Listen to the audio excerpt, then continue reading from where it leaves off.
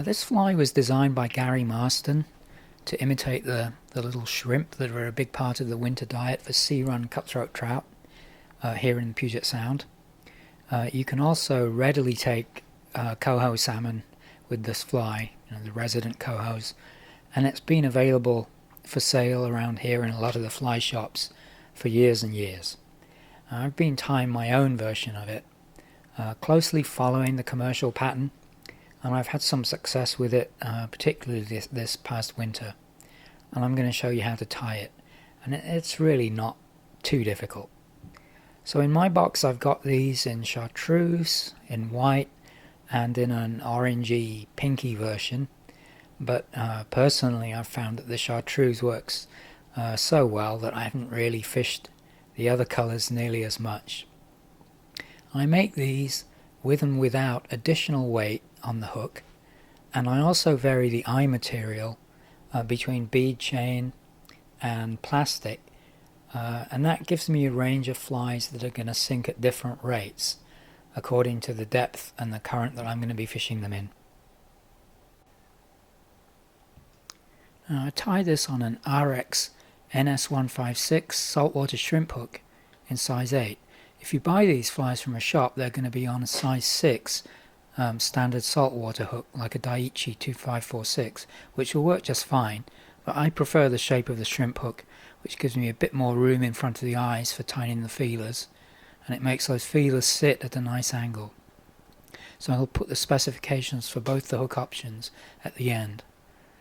Now, like I say, I tie some of these with some added weight, and I'm going to do that for this one, just to illustrate how I do it. I've got some fine lead-free wire here, and I'm going to make 20 wraps. Oops. That's it.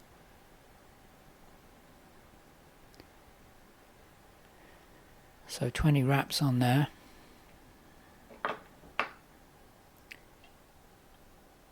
And just compress those together and move the wire to about a couple of mils from the hook eye.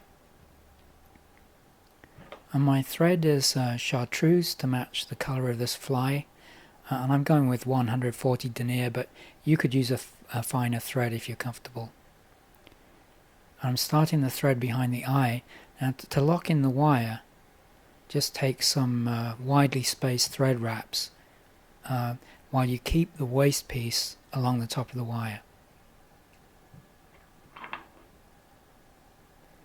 Get rid of that.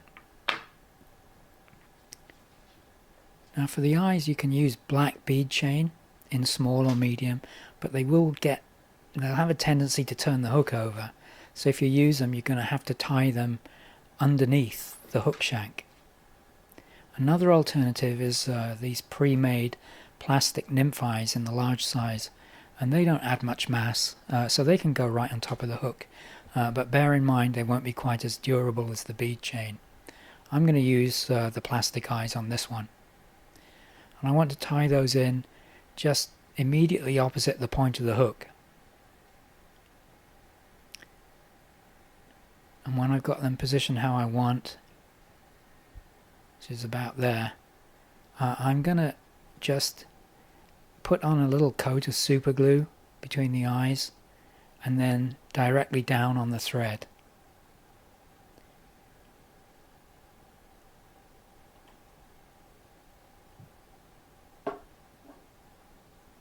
Once I've done that, I can lock in the eyes with figure 8 wraps, and the super glue just makes that foolproof.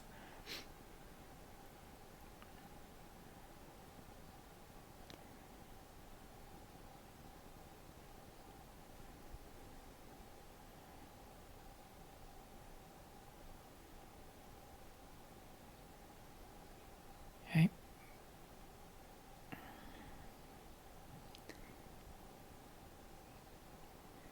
There we go. Now the feelers are made from crystal flash, in chartreuse in this case, and I'm going to take 2 strands and I'm going to cut those in half to make 4, and then I'll repeat that process 2 more times so that I end up with a bunch of 16 pieces.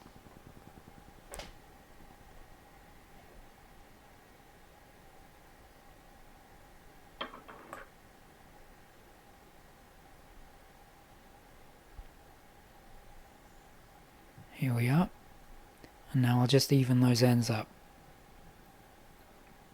I'm going to offer that bunch up between the eyes. I'm going to take one loose turn, and then I'll pull the flash back towards the bend of the hook until they're lying flat, and then secure them with some tighter wraps of thread. And I will trim those to about a hook's length. Now for the part that gives this fly its name, I'm going to tie in the antennae, the antennas, which are silicone legs, in this case in chartreuse with a black speckle. And I just need one leg divided in two, like so. And these have got a flat side, which I'm going to tie along the hook shank facing me. And this is a bit tricky, so you need to take your time.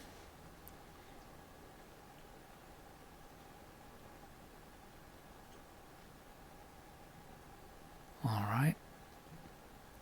And now I will do the same on your side.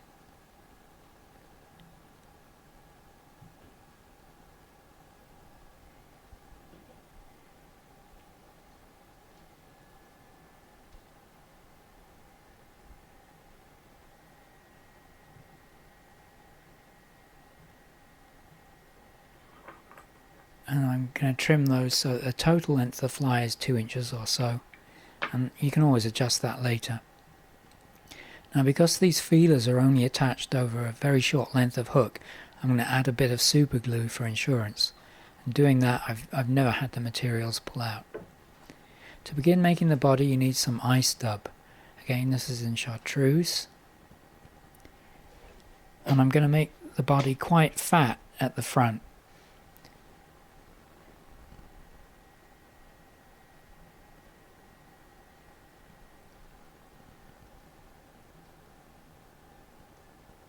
So just tighten up the dubbing as you begin to wind it on. And don't be shy with it at this point.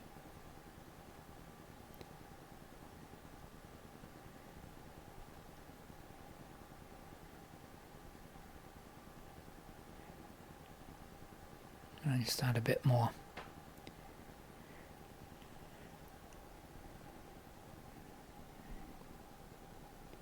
And I'm going to fill in that area between the eyes just by figure eighting it,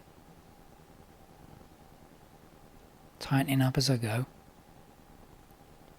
adding a bit more as needed.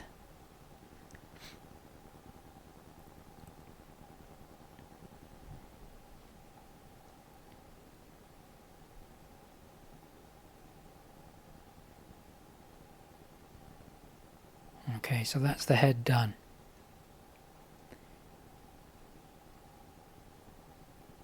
Now I'm going to tie in a length of copper wire. This is the brassy size, and that's going to secure the carapace to the body and form a kind of segmentation. So that gets tied in right behind the eyes, and then return the thread to the tie-in point. And to make the legs, I've got a Chinese saddle hackle which has been dyed chartreuse. I've already stripped away the fluff, so I'm going to tie that in by the stem, and I'll fold it back to lock it in, and then snip away the excess. Then I'll just fold the fibres back, and I'm going to take 2 turns.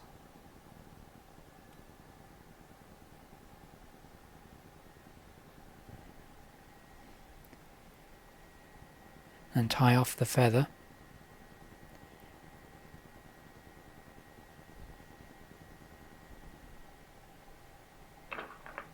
And snip that away. And I'll just trim away some of the fibres I don't need. So now this is quite a tricky part. You want to fold all the hackle downwards and away from the top of the fly. Then with your free hand, fold them back towards the bend of the hook, and then take thread turns over the top of them. And the result should be a clump of fibres that extend back like legs.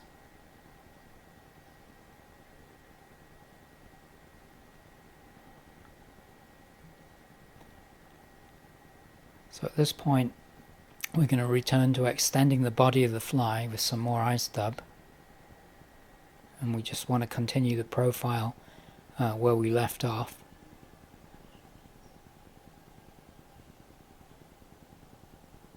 Again, tightening it up, and as I get down towards the eye of the hook, I'm going to taper the body so it gets progressively more slender. Just lost it a bit there. Yep.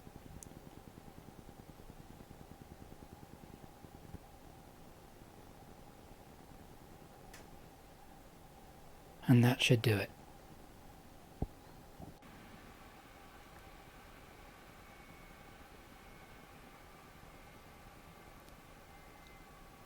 Right. For the carapace you need edge bright, which is wonderful stuff, but it only comes in a few colours. So for the white version I showed, I substitute opalescent wing material. In this case I'm going to use the fluorescent green, and you need to cut yourself a coffin shaped section, and the widest point should be situated between the eyes, with the forward point simulating what I think is called the rostrum of the shrimp. So right in front of the hook eye, you need to secure the edge bright with a couple of thread wraps, and this is just to get it into the correct position.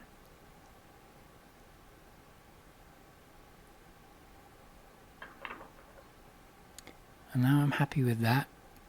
I can trim away the excess.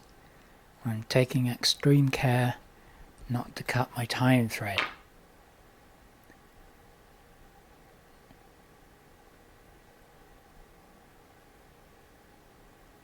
There, I think that should do it.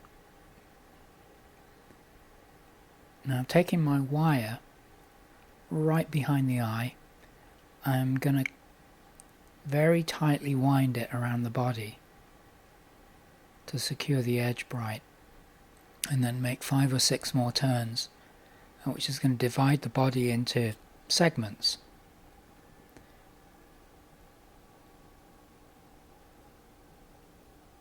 When I get back to the hook eye, I'm going to cross my thread and tie off the wire.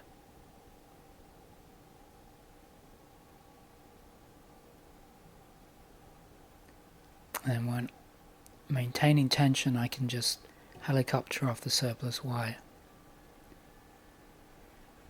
And now I can tie that off and come in with my whip finish tool.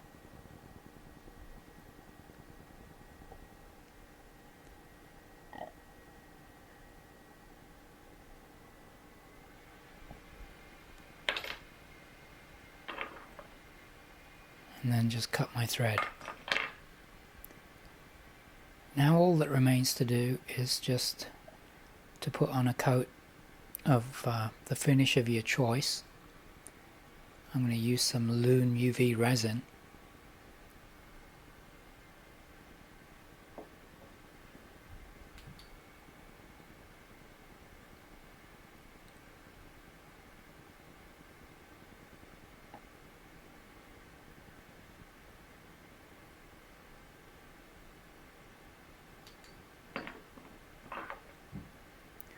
And I can cut away some of these unruly fibers.